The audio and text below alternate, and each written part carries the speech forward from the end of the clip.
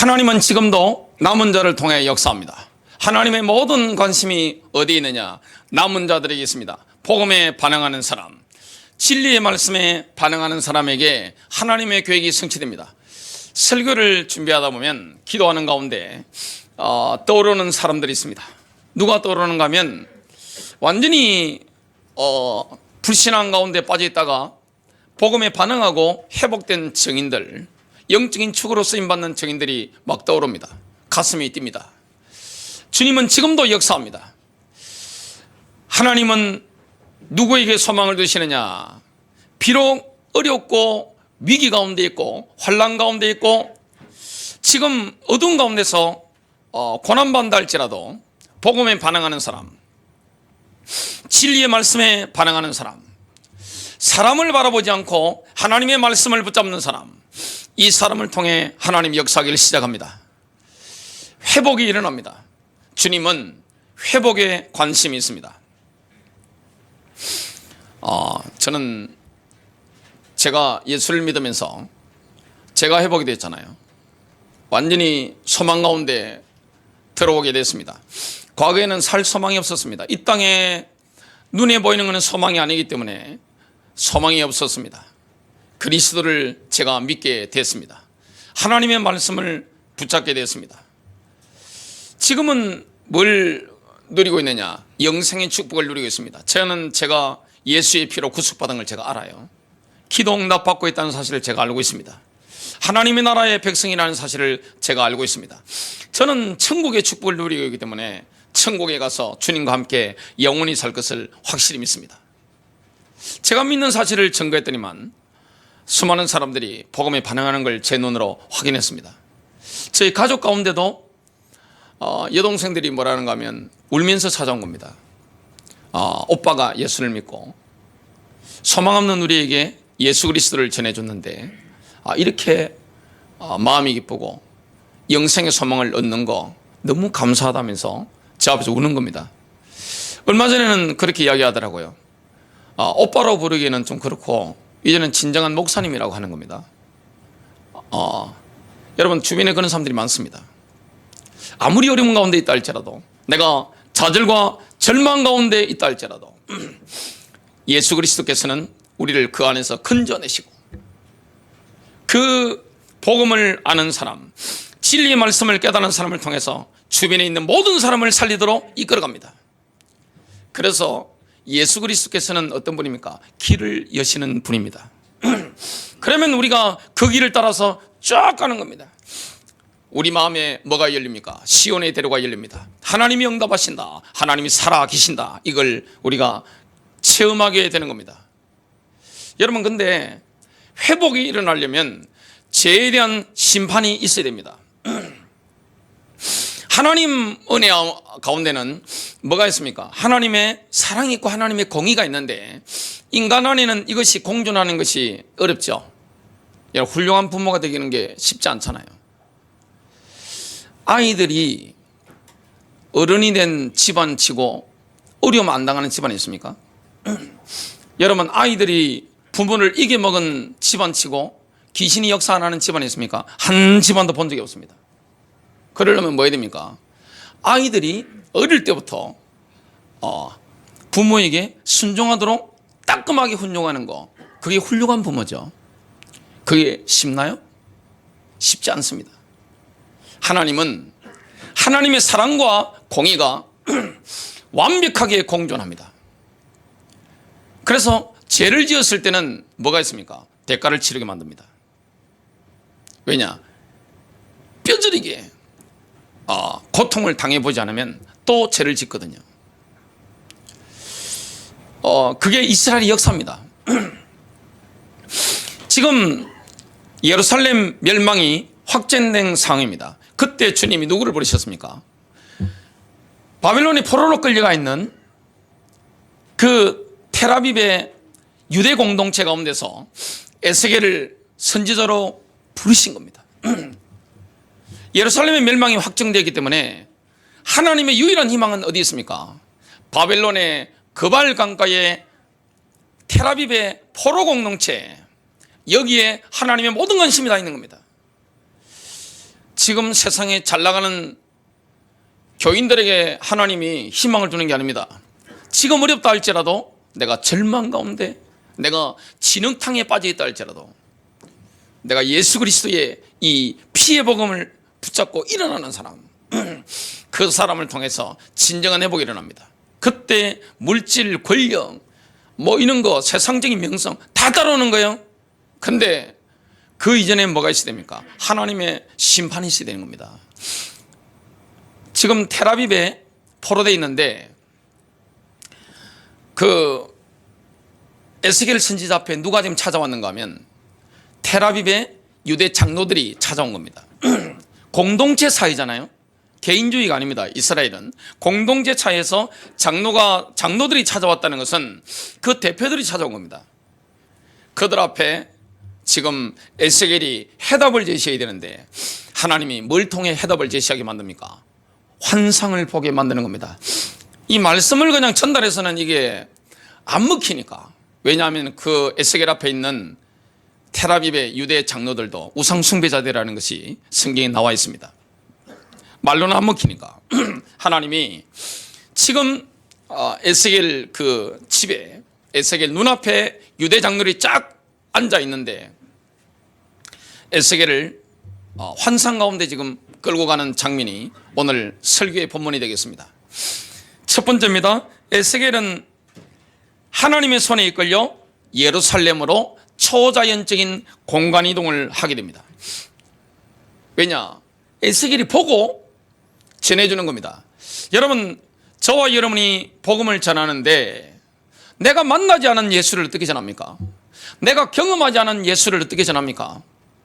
신자는 모든 사람이 빛이요 소금이요 복음 전하는 사람인데, 내가 본 걸 말하는 거예요. 내가 본 환상, 내가 본 비전, 하나님의 비전, 이걸 뭐 하는 겁니까? 사람들에게 말하는 겁니다. 이게 바로 예언입니다. 그래서 앞으로 되어질 것을 미리 보고 말해주는 모든 그리스도인들이 사실은 예언자입니다. 선지자의 역할을 하게 되는 겁니다. 어디서 하게 됩니까?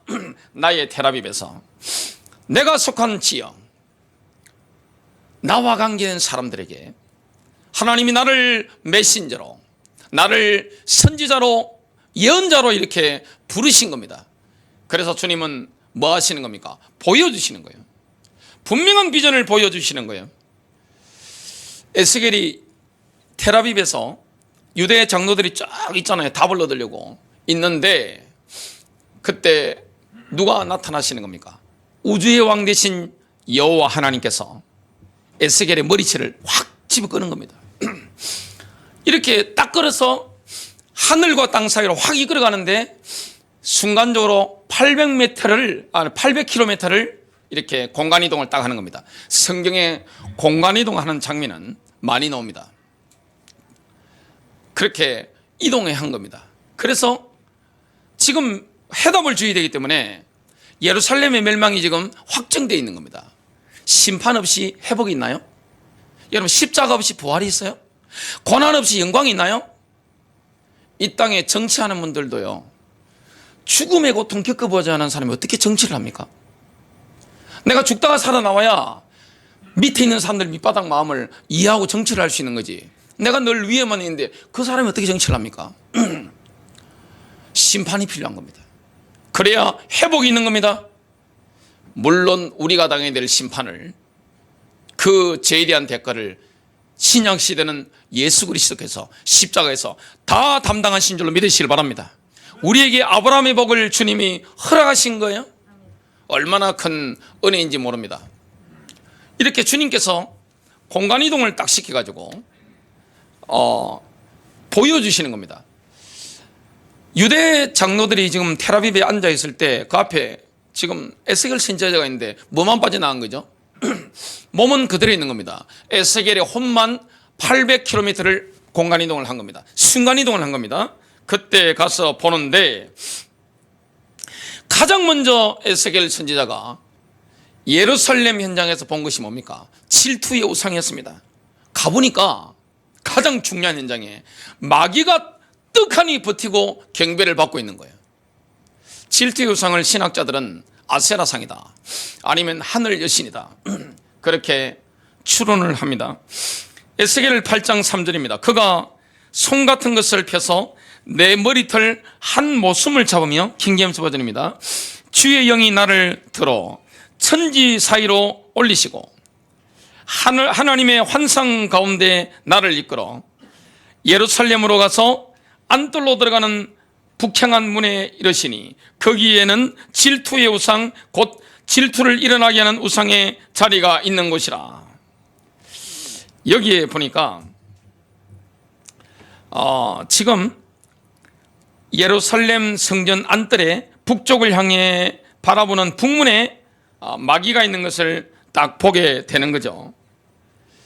하나님이 경배받아야 되는 예루살렘의 그 성전에, 그 지구의 배꼽이라고 하는 가장 중심지에 하나님이 경배를 받으시는, 우주왕이 경배를 받으시는 그 현장에 우주의 왕 되신 주님께서 지성소에 앉아 계시는 그 예루살렘의 그 성전이 있는 현장에서 마귀가 경배를 받고 있는 겁니다. 참 어처구니 없는 거죠. 이걸 에스겔이 딱 본 겁니다. 심판받는 게 당연한 겁니다. 여러분, 죄는 반드시 뭐가 있습니까? 대가가 있습니다. 하나님의 원리가 뭡니까? 심은 대로 거둡니다. 여러분, 심은 대로 거두는 것은 하나님이 이 땅에 만드신 우주의 원리입니다. 에스겔이 보니 이번에는 예루살렘 장로 70명이 지금 유다의 포로로 안 잡힌 장로들입니다. 이 사람들은 그 70명이 성전 뜰 안에서 이집트 벽화를 그대로 따다 놓은 가증한 그림들에게 절을 하고 있는 겁니다. 그러면 지금 바벨론이 지금 패권을 잡는 과정에서 이스라엘을 먹으려고 하는 거죠. 근데 지금 유다의 예루살렘의 그 장로들은 뒷배가 든든합니다. 누굽니까? 이집트입니다. 영원한 강대국, 고대의 영원한 강대국 이집트입니다. 그걸 믿고 뭐 하느냐? 이집트 우상들을 섬기고 있는 거예요. 안타까운 현실이죠. 하나님을 믿지 않는 겁니다. 하나님으로부터는 등을 딱 돌려버린 겁니다. 그리고 이집트 우상에게 도와달라고 이렇게 하고 있는 겁니다. 근데 에스겔에 보니까, 이 중요한 데 보니까, 와, 어떻게 저 사람이 저 자리에 있을까 싶은 사람이 있는 거예요. 에스겔 8장 11절, 이스라엘 족속의 장로 중 70명이 그 앞에 섰으며 사바나의 아들 야사냐도 그 가운데 섰고 각기 손에 향료를 들었는데 향연이 구름같이 오르더라. 향의 짙은 연기가 막 올라가는 거죠. 야, 어떻게 이런 일이 있을 수 있습니까? 지금 예루살렘 성전에 성전 기물을 보관하는 장소로 추정되는 그 방에서 사변이 지금 뭐가 그려져 있는 거죠? 이집트의 그 죽음의 신들이죠. 쫙 그걸 그대로 본떠 가지고 해놓고 경배하고 있는 겁니다. 향불을 피우고 있는 겁니다. 그런데 그 중에 누가 있습니까? 사반의 아들 야사냐. 사반이라는 사람은 서기관인데 고대에는 서기관이 권력자였죠. 요시아의 개혁의 주역이었습니다. 근데 아니 그 아들이 지금 뭐하고 있습니까? 마귀 섬기는데 앞잡이가 되어 있는 거예요. 이거는 심판받을 수밖에 없는 겁니다. 참 안타까운 현실이죠. 그러면서 이 야하샤냐가 하나님께서 들으신다, 여호와는 들으신다, 이름이 뜻이 이랬는데 뭐라고 짓거리고 있느냐? 여호와는 듣지 않으신다. 여호와는 우리의 기도를 듣지 않으신다. 우리를 보살피지 않는다. 이런 헛소리를 짓거리고 있는 겁니다. 안타까운 현실입니다. 또 에스겔이 또 다른 장면을 봅니다. 근데 이번에 여자들이 보이는 겁니다. 여자들은 그 성전 깊숙이 못 들어가잖아요. 남자 외에는 못 들어가니까 여호와의 전도로 들어가는 북문 입구에 앉아 탐무스를 위하여 울며 앉아 있었던 겁니다.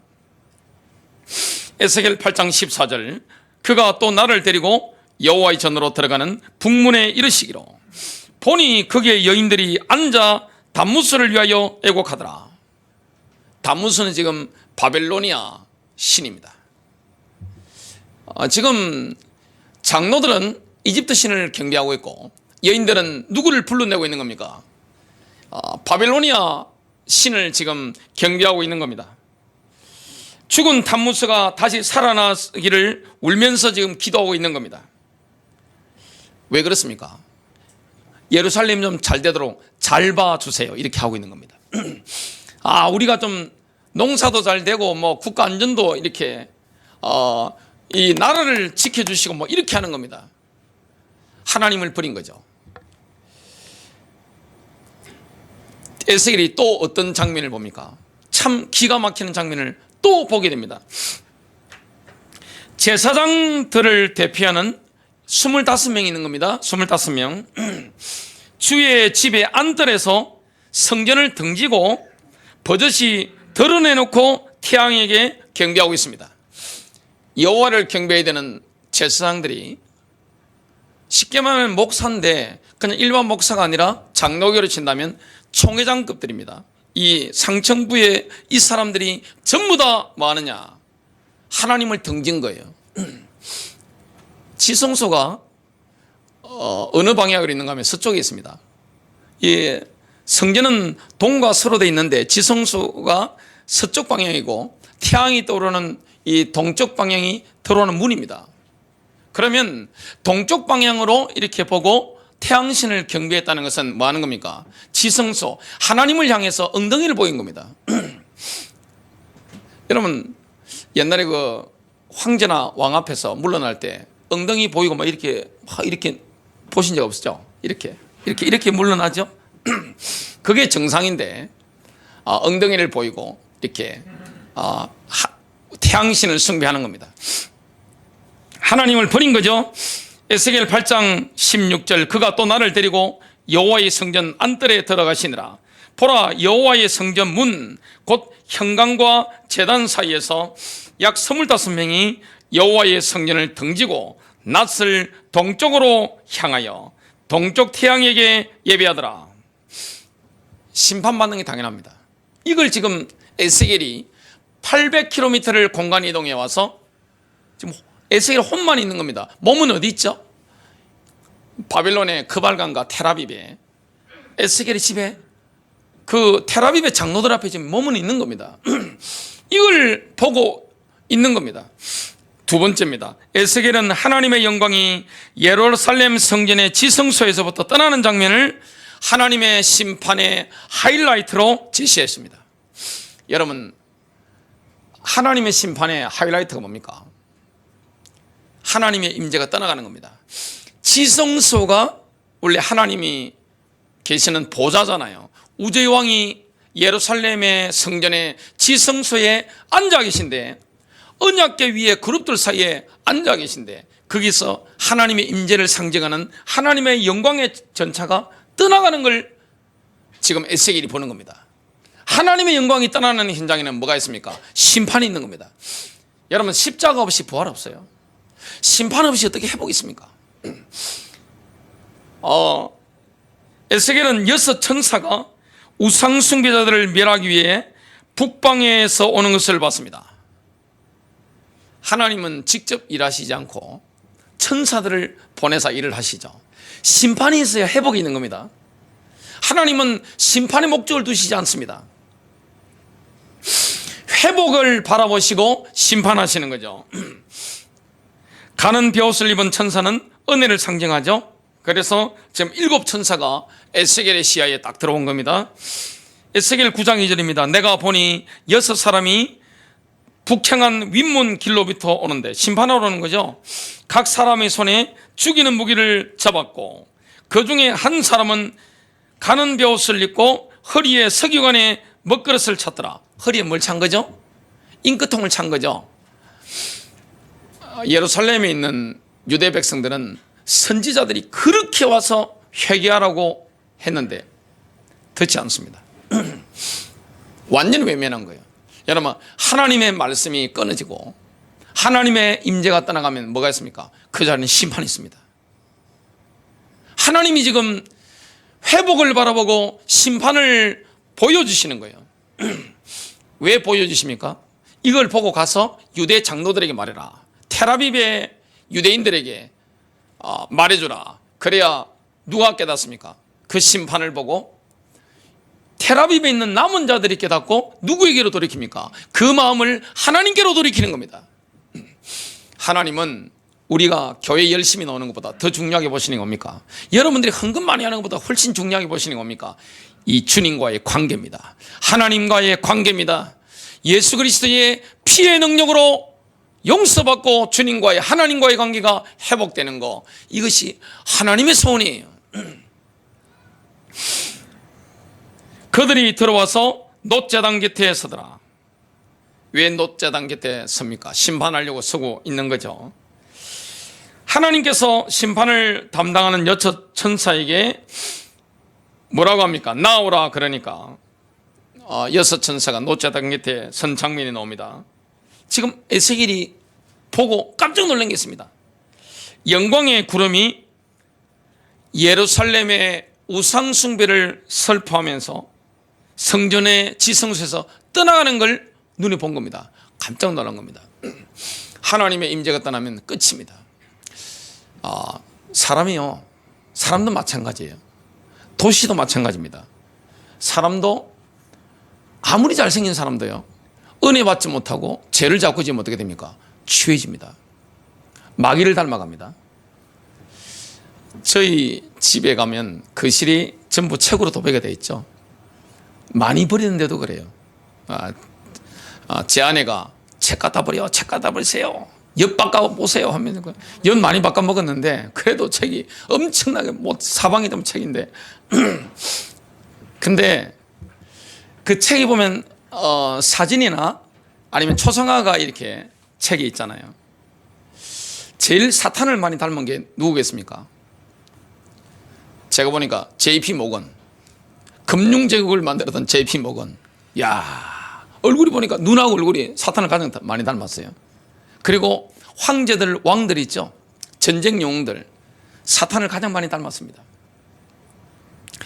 사람도요, 하나님의 영광이 떠나면요 추해집니다. 근데 사람이 좀 생긴 게 좀 못생겨도 은혜 받잖아요. 어떻게 됩니까? 훤합니다. 여기 성도님들 얼굴 한번 보세요. 은혜 받은 분들 얼굴이 훤하잖아요. 도끼 다 빠져가지고, 그죠? 사악한 게 다 빠져가지고. 선한 목적에 처음에 오실 때 보면 걸리는 놈 없나 이래가 인상 완전 얼굴 보면 사탄입니다. 사탄. 눈 보면 완전 사탄이 따로 없어요 그냥. 근데 이게 말씀 듣고 은혜 받으면서 이 사탄이 천사로 바뀌는 걸 보게 됩니다. 예수님의 얼굴로 이렇게 황골타태를 되는 것을 제가 지금 여러분의 얼굴을 통해서 확인하고 있습니다. 예루살렘에 하나님의 영광이 있을 때는 얼마나 잘 나갔느냐. 다윗 왕대 한번 보세요. 솔로몬 전망기를 한번 보세요. 세계 최고입니다. 정치적으로 안정되고 경제적으로 안정되고 백성들의 마음이 왕에게로, 하나님께로 딱 국론 분열이 없습니다. 이게 얼마나 완전한지 몰라요. 근데 하나님을 떠나고 우상 숭배하니까 어떻게 됩니까? 국론이 분열됩니다. 그리고 지절났다는 사람 막 일어나는 거예요 그냥. 그리고 외세가 막 들어오는 겁니다. 지금 이런 상황에 처해졌는데 하나님이 누구를 보내는 겁니까? 천사를 보내서 심판하게 만드는 겁니다. 왜냐? 회복이 필요하니까. 여러분, 인간이 얼마나 악하냐. 심판받지 않으면요 못 깨달아요. 인간은 그런 존재입니다. 자기 잘못 깨달은 사람 누가 있어요? 어젯밤에 여러분이 하나님 마음을 아프시게 한 것 때문에 양심에 찔려가지고 밤새 회개하고 나오시면 손 한번 들어보세요. 아마 한 분도 없을 겁니다. 근데 암 딱 걸리면요 회개합니다. 제가 코로나 걸려보니까, 그것도 심하게 걸려보니까 회개가 나옵니다. 그리고 죽을 위기에 처하면 나의 죄를 깨닫게 됩니다. 영적인 영역에 있던 나의 죄가, 교회의 죄악이, 이민족의 죄악이 물리적인 영역에 드러나는 걸 눈으로 보게 되는 거예요. 사람이 전쟁이 일어나면요 회개합니다. 제가 독일 여자분들, 기독교인들이 쓴 책을 보니까 독일 사람들이 회개 안 하다가 언제 회개했느냐, 2차 대전 때 연합군이 와가지고 폭탄을 갖다가 하늘에서 막 쏟아부어 버리니까 뻥뻥 터지잖아요. 그냥 언제 죽을지 모르는 겁니다. 그때 지하실에서 방공호에서 말하냐 회개하는 거예요. 인간이 얼마나 사악합니까? 인간은 하나님을 따르고 싶은 생각 없어요. 심판이 없다. 복음이 없는 겁니다. 심판이 있어야만이 회개가 되어지고 하나님과의 관계가 회복되는 겁니다. 회복이 있는 거예요. 하나님은 저와 여러분과의 관계에 회복을 원하는 겁니다. 그래서 하나님이 사랑하는 만큼은요 세게 심판합니다. 자식도 보면 정말 여러 명 가운데 내가 진짜 얘를 마음에 담는다. 그 아버지 어떻게 하죠? 걔를 좀 심하게 다룹니다. 왜냐? 미래를 위해서. 그렇게 하는 거예요. 하나님이 특별하게 사랑했던 그 이스라엘, 선택받은 민족, 이 우상숭배하는 거예요. 심판하는 거예요. 그것도 다른 나라보다 심판이 훨씬 큽니다. 미국에 살면서, 대한민국에 살면서 하나님께로 돌이키지 않는다. 다른 나라 사람보다 훨씬 심판을 심하게 받을 겁니다. 이런 겁니다. 자, 에스겔의 귀에 천사들이 심판하는 학살 소리가 막 들리고 있습니다.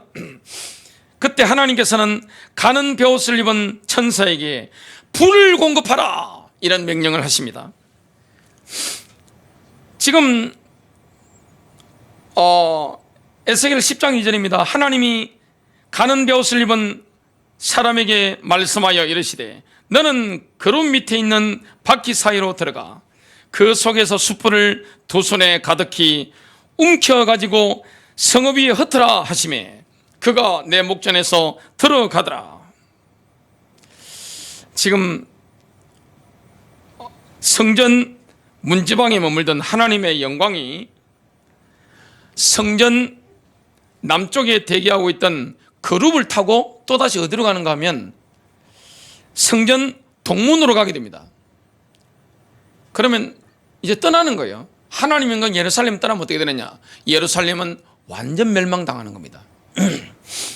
그래서 회개의 기회라는 게 있습니다. 하나님이 회개할 수 있도록 자꾸 말씀을 주시고 만남을 주시고 깨달음을 주십니다. 그걸 내가 지나쳐버리면 어떻게 되느냐? 완전 심판당하는 거예요. 하나님이 전도자를 붙입니다. 그리고 하나님 유튜브나 아니면 뭔가 글을 통해서 분명히 깨달음을 줍니다. 왜냐? 주님은 사랑하시기 때문에. 돌아오도록 끊임없이 많으냐? 사람을 보내거나 환경을 통해 섭리를 통해서 깨닫게 만듭니다. 그래도 못 깨닫는다 어떻게 되냐? 하나님 죽일 수도 들어가죠. 그게 고린도서에 나와 있습니다. 지금 하나님의 영광이 성전을 떠날 준비를 하고 있습니다. 그룹의 손이 가는 베옷을 입은 천사의 손에 숯불을 전달하죠. 그 숯불을 뿌리 뿌리면 엄청난 학살이 일어나게 되는 겁니다. 하나님의 영이 에스겔을 들어 올립니다. 하나님의 영광의 전차가 지금 머물고 있는 성전 동편으로, 성전 동문으로 에스겔을 하나님 영이 딱 데려가는 겁니다. 지금 에스겔 혼이 지금 왔다 갔다 하는 거예요. 아니나 다를까 에스겔이 뭘 보게 됩니까? 성전 동문 입구에서 25명의 유다 고관들이 예루살렘의 안전을 확신하며 건축 프로젝트를 논의하고 있는 장면을 보게 된 겁니다. 지금 예루살렘 멸망하게 됐어요. 나라가 멸망하게 됐는데 안전을 확신한 겁니다. 왜냐? 이집트가 도와줄 거다. 이렇게 확신하면서 다른 사람들을 지금 안심시키고 있는 거예요. 여러분, 파수꾼의 역할을 하는 사람들은 뭐야 됩니까? 사람들을 경고하는 게 중요하죠. 지금 나라가 멸망당하게 생겼는데 쟤 때문에 회개하도록 말이 되는데 괜찮다고 하는 거예요. 복 받는다고 하는 거예요. 하나님이 너희들을 돌보신다고 하는 거예요. 완전히 종교적인 사기를 막 치게 되는 겁니다. 에스겔 11장 3절입니다. 그들이 말하기를 때가 가깝지 아니하니 집들을 짓자 하며 이 성읍은 가마솥이 되고 우리는 고기가 된다 하는도다. 건축할 때가 가깝지 않다. 이 말은 뭐냐면 바벨론의 포로로 끌려간 사람들의 빈집이 많아서 집을 새로 건축할 필요가 없다, 이렇게 번역할 수가 있는 겁니다. 유대 엘리트들이 볼 때는, 예루살렘의 엘리트들이 보니까 이전에 있던 엘리트들이 포로 다 잡혀갔잖아요, 왕하고. 그러면 그 집이고 재산 남아있잖아요. 그거 누구 겁니까? 내 겁니다. 그것도 먹고 예루살렘에 남아있는 그 백성들이 있죠, 서민들, 민초들, 이 사람들도 학대를 하고 재산을 뺏어먹는 겁니다. 뭐 하는 겁니까? 너무 기쁜 거예요. 나라나 외세에 의해서 망하지 않습니다. 내부 부패, 그것도 뭡니까? 지도층의 부패. 여러분, 지도층이 썩어버리면 나라는, 어느 나라나 망하는 겁니다. 내부가 단결되어 있는데 어떻게 외부에서 들어옵니까? 들어올 수가 없는 거예요.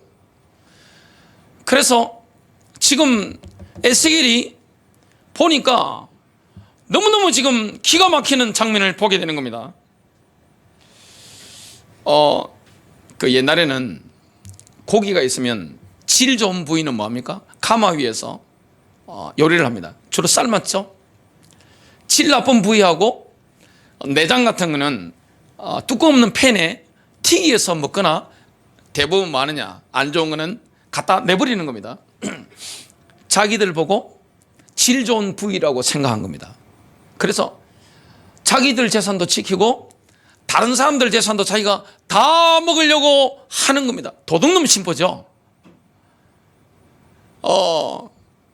근데 하나님이 에스겔을 들어 말하느냐, 그놈들의 메시지를 반대로 이렇게 거슬러서 메시지를 던져라, 이렇게 하는 겁니다. 에스겔 11장 11절, 이 성읍은 너희의 가마솥이 되지 아니할 것이며 너희는 그 성읍 가운데서 고기도 되지 아니하리라. 그러나 내가 너희를 이스라엘의 접경에서 심판하리라. 결국에 이 까불던 도둑놈들을 어떻게 하느냐, 이스라엘 접경에서 다 죽습니다. 죽임당합니다. 바벨론이 쳐들어왔을 때 하나님이 반드시 마느냐, 심판하는 겁니다. 여러분, 심판 없이 어떻게 회복이 있습니까? 십자가 없이 어떻게 부활이 있습니까? 고난 없이 어떻게 영광이 있습니까? 그냥 공짜로 먹으려고 하는 거죠. 그 틀린 겁니다. 복음은 그런 게 아니에요. 세 번째입니다. 에스겔은 이스라엘의 회복에 대한 하나님의 위대한 비전과 하나님의 영광의 전차가 예루살렘을 떠나는 환상을 봤습니다. 하나님께서 이스라엘의 남은 자를 다시 모으실 때 텔아비브의 유다 포로들은 유대인 역사의 정점을 경험하게 됩니다. 유대인 역사의 정점이 보통 출애굽으로 경험했죠. 이스라엘 백성들은. 그게 아니라는 겁니다. 출애굽보다 더 위대한 유대인 역사의 정점이 뭐냐? 출 바벨론이 될 것이다. 그때 하나님께서 이스라엘의 남은 자들을 본토로 예루살렘으로 모으게 될 것이다. 이걸 예언하게 되는 겁니다. 이걸 보여주게 되는 겁니다. 여러분, 심판이 있는 이후에는 반드시 회복이 있습니다. 그 회복이 누구를 통해 일어납니까? 남은 자입니다. 하나님의 말씀을 붙잡은 사람, 그리고 전체적인 종교 흐름을 순응하지 않고 거슬러 올라가는 사람, 살아있는 사람입니다. 그래서 하나님은 그발강과 텔아비브의 포로 공동체에게 하나님께서 직접 작은 성소가 되어주시겠다 약속했습니다. 에스겔 11장 16절 킹제임스 버전입니다. 그러므로 말하기를, 주 하나님이 이같이 말하노라. 비록 내가 그들을 멀리 이방인 가운데로 버렸고 또 비록 내가 그들을 나라들 가운데로 흩었을지라도 나는 여전히 그들이 갈 나라들에서 그들에게 작은 성소같이 되리라 하라. 하나님의 임재는 예루살렘만 있는 게 아니었습니다. 바벨론 땅의 크발 강가에 텔아비브에도 하나님의 임재가 함께한 겁니다. 문제되는 게 없습니다. 여러분, 혹시 어려움 당하는 분 계십니까?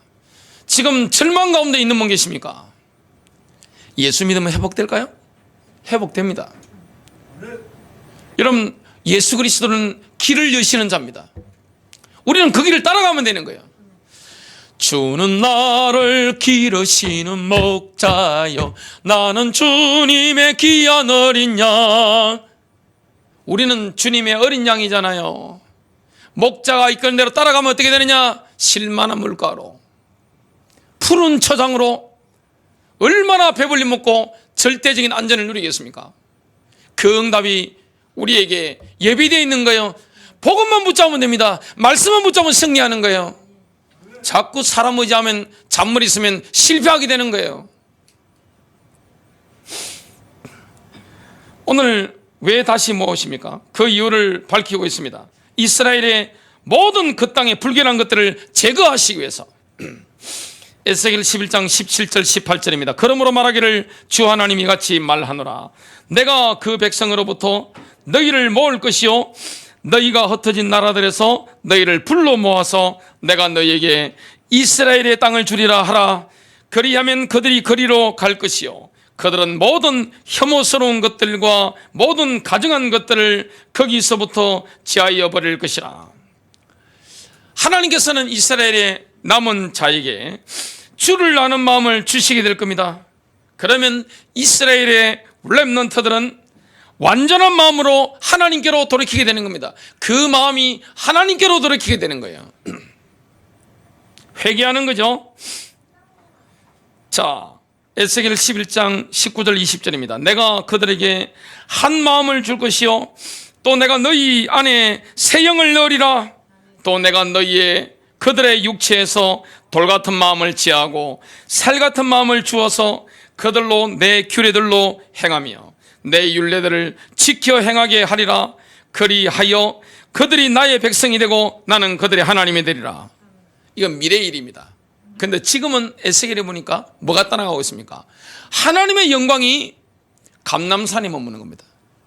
지금 그럼 뭐 한 거죠? 감람산은 예루살렘 성 바로 오른쪽의 산입니다. 올리브산은 주님이 재림하실 때 딛고 서실 그 산입니다. 뭐 하는 겁니까? 하나님의 영광이 떠나버린 거예요. 충격이죠. 심판밖에 없는 겁니다. 그걸 보게 된 겁니다. 에스겔 11장 22절 23절 그러자 그룹들이 날개를 들어 올리고 바퀴들도 그들 곁에 있으며 또 이스라엘이 하나님의 영광이 그들 위를 덮고 있더라. 주의 영광이 그 성읍 가운데로부터 올라가서 성읍의 동편에 있는 산 위에 섰더라. 올리브산에 선 거죠. 감람산에 선 것은 끝난 겁니다. 이걸 보고 결론적으로요, 이제 다시 800km를 공간 이동을 합니다. 크발강과 테라빔에 있는 유대 장로들 에스겔 집에 지금 에스겔이 다시 온 거죠. 혼이 돌아온 겁니다. 그래서 이걸 담아낸 겁니다. 뭘 주는 겁니까? 해답을 주는 겁니다. 돌이키라는 겁니다. 우상숭배자 돌이키라. 하나님께로 돌이키라. 이 메시지를 하게 되는 겁니다. 여러분 승리하시기를 주님의 이름으로